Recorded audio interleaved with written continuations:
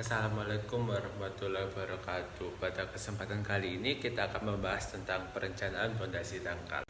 Sebelum kita memasuki ke materi tentang perencanaan pondasi dangkal, saya akan memperkenalkan anggota-anggota kelompok saya terlebih dahulu. Yang pertama ada Ahmad Bastomi, yang kedua ada Muhammad Asyaldin, yang ketiga ada Aprilia Suci Amala, yang keempat ada Ahmad Syamsuddin, yang kelima ada Yordan Dwi, yang keenam ada Sevi Adelia, dan yang ketujuh ada Andra Putri. Dan yang terakhir ada Yolanda Yunita. Selanjutnya kita akan memasuki ke materi yang pertama, yaitu tentang pengertian pondasi. Konstruksi bangunan terdiri atas dua bagian, yaitu bangunan atas atau upper structure dan bangunan bawah atau substructure. Pondasi atau elemen bangunan bawah substructure merupakan struktur yang berfungsi untuk meneruskan beban yang bekerja pada bangunan atas ke lapisan tanah yang ada di bawahnya. Secara umum, pondasi dibagi menjadi dua, yaitu pondasi dangkal dan pondasi dalam. Letak lapisan tanah keras dan jenis tanah akan berpengaruh terhadap pemilihan jenis pondasi, perhitungan daya dukung pondasi, dan penurunan yang terjadi pada pondasi tersebut. Jenis pondasi. Pemilihan bentuk pondasi yang didasarkan pada daya dukung tanah antara lain bila tanah keras terletak pada permukaan tanah atau 2-3 meter di bawah permukaan tanah. Maka pondasi yang dipilih sebaiknya jenis pondasi dangkal atau pondasi jalur atau pondasi tapak dan pondasi strospil. Bila tanah keras terletak pada kedalaman hingga 10 meter atau lebih di bawah permukaan tanah, maka jenis pondasi yang biasanya dipakai adalah pondasi tiang minipil dan pondasi sumuran atau borpil. Dan bila tanah keras terletak pada kedalaman hingga 20 meter atau lebih di bawah permukaan tanah, maka jenis pondasi yang dapat dipakai adalah pondasi minipil atau pondasi borpil. Penyelidikan tanah dengan pengeboran. Penyelidikan tanah yang dilaksanakan adalah menggunakan jenis peralatan bor mesin. Pengeboran yang dilakukan adalah untuk menentukan profil lapisan tanah terhadap kedalaman dan menentukan sifat-sifat fisik tanah, meliputi jenis tanah, warna tanah, tingkat plastisitas tanah, dengan pengambilan sampel tanah dalam tabung untuk dilakukan pengujian di laboratorium. Lebih terperinci, penyelidikan tanah dengan pengeboran ini bertujuan untuk mengevaluasi keadaan tanah secara visual terperinci. 2. Untuk mengambil sampel tak terganggu dan sampel terganggu untuk diselidiki di laboratorium. 3. Untuk melaksanakan tes penetrasi SPT yang digunakan untuk menduga kedalaman tanah keras. Dari hasil penyelidikan tanah ini akan dipilih alternatif jenis, kedalaman, serta dimensi pondasi yang paling ekonomis tetapi masih aman. Jadi, penyelidikan tanah sangat penting dan mutlak dilakukan sebelum struktur itu mulai dikerjakan. Pengujian penetrasi sondir atau sounding test. Data hasil pembacaan manometer pada alat sondir, yaitu perlawanan ujung atau konus, and resistance atau cone resistance, disingkat dengan CR, dinyatakan dalam gaya persatuan kg per cm persegi, dan jumlah perlawanan atau total resistance, disingkat dengan TR, dinyatakan dalam kg per cm persegi. Selanjutnya, dilakukan perhitungan hambatan lekat atau skin friction, disingkat SF, adalah gaya persatuan dalam gaya persatuan panjang kg per cm, dan jumlah hambatan lekat atau total skin friction, simbol TSF, dinyatakan dalam kg per cm, serta perhitungan hambatan lekat setempat atau local skin friction, disingkat dengan LSF, dan rasio hambatan lekat atau friction ratio yang disingkat dengan FR. Pengujian penetrasi sondir atau sounding test. Data hasil pembacaan manometer pada alat sondir, yaitu perlawanan ujung atau konus, and resistance atau cone resistance, disingkat dengan CR, dinyatakan dalam gaya persatuan kg per cm persegi, dan jumlah perlawanan atau total resistance, disingkat dengan TR, dinyatakan dalam kg per cm persegi. Selanjutnya, dilakukan perhitungan hambatan lekat atau skin friction, disingkat SF, adalah gaya persatuan dalam gaya persatuan panjang kg per cm, dan jumlah hambatan lekat atau total skin friction, simbol TSF, dinyatakan dalam kg per cm, serta perhitungan hambatan lekat setempat atau local skin friction, disingkat dengan LSF, dan rasio hambatan lekat atau friction ratio yang disingkat dengan FR. Perhitungan daya dukung pondasi dangkal. Dalam perhitungan daya dukung pondasi dangkal perlu mempertimbangkan beberapa hal berikut. 1. Net ultimate bearing capacity. Daya dukung neto merupakan daya dukung yang melebihi tekanan overburden efektif. Yang kedua, gross allowable bearing pressure, daya dukung izin. Bergantung kepada seberapa besar faktor keamanan yang dipilih. Pada umumnya nilai SF yang dipilih adalah 2 hingga 5. 3. Safe bearing pressure. Safe bearing pressure adalah daya dukung aman di mana penurunan yang terjadi tidak melebihi batas yang diizinkan. Daya dukung pondasi dangkal berdasarkan bentuk. Bentuk atau tipe bermacam-macam bergantung keperluan dan rancang bangun yang telah dipertimbangkan. Masing-masing bentuk pondasi mempunyai cara perhitungan daya dukung tanah batas yang berbeda-beda. Yang pertama, pondasi lingkaran. QU sama dengan 1,3C kali MC tambah Q kali NQ ditambah 0,3B gamma N gamma. Pondasi bujur sangkar.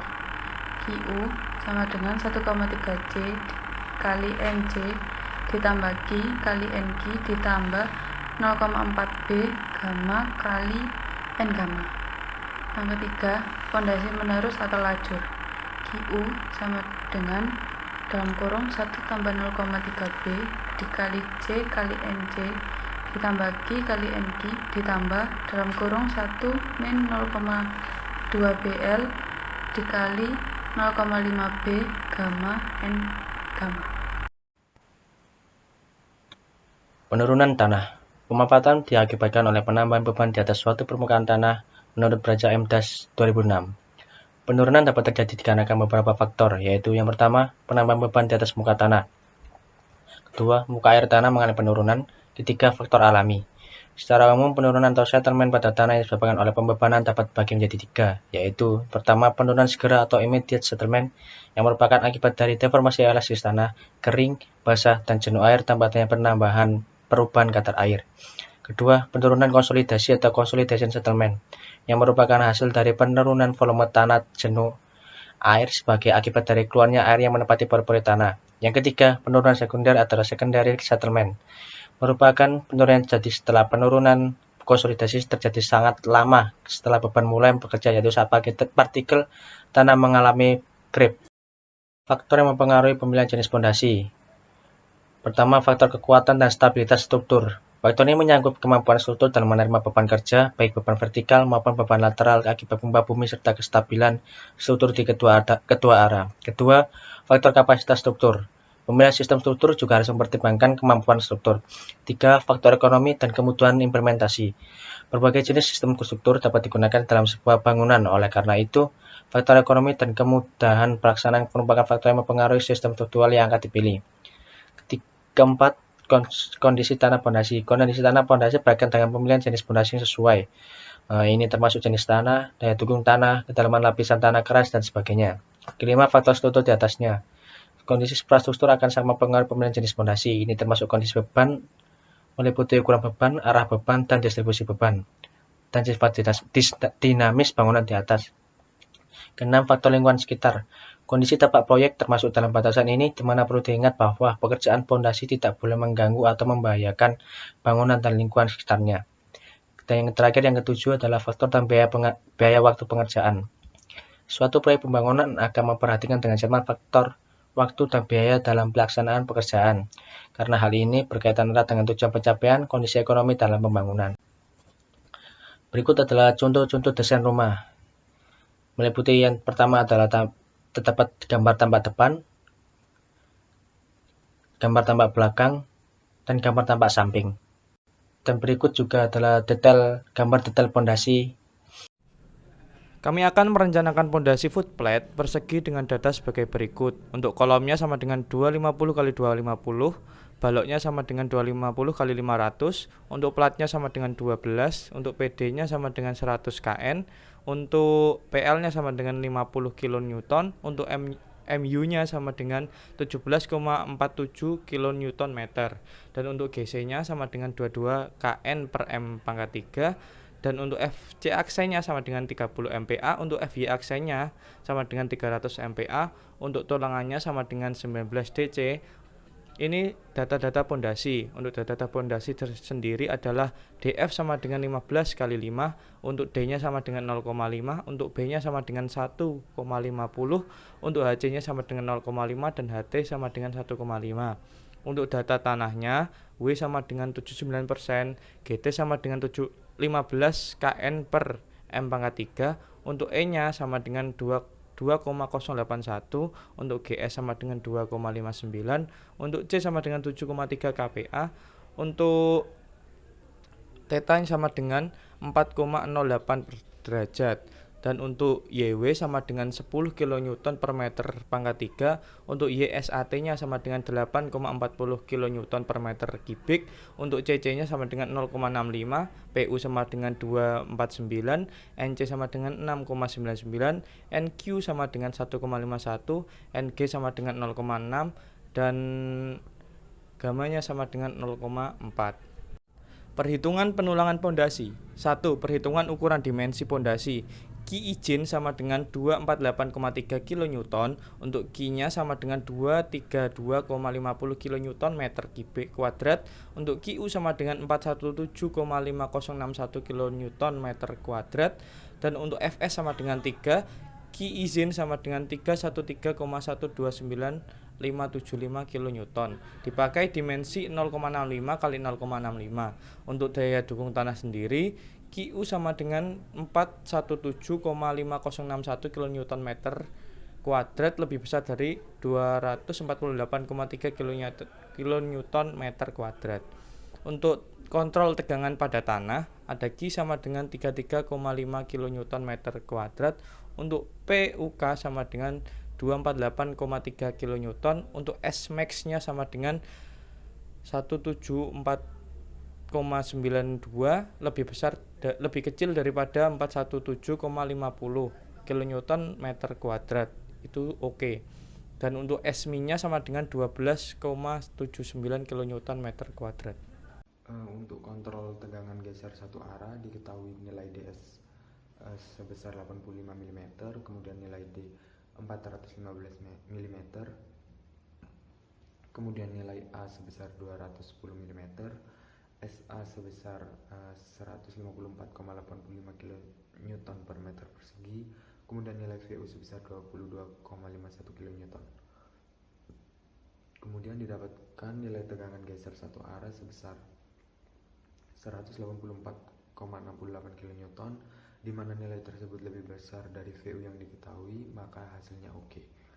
Kemudian untuk kontrol tegangan geser dua arah diketahui nilai VU sebesar 260,05 kN, BC sebesar 1, kemudian nilai B0 sebesar 2660 mm, kemudian VC1 sebesar 3223,15 kN, VC2-nya sebesar 4152,10 kN, VC3-nya sebesar 2015,43 kN, kemudian VC yang dipakai adalah VC3 sebesar 2015,43 kN.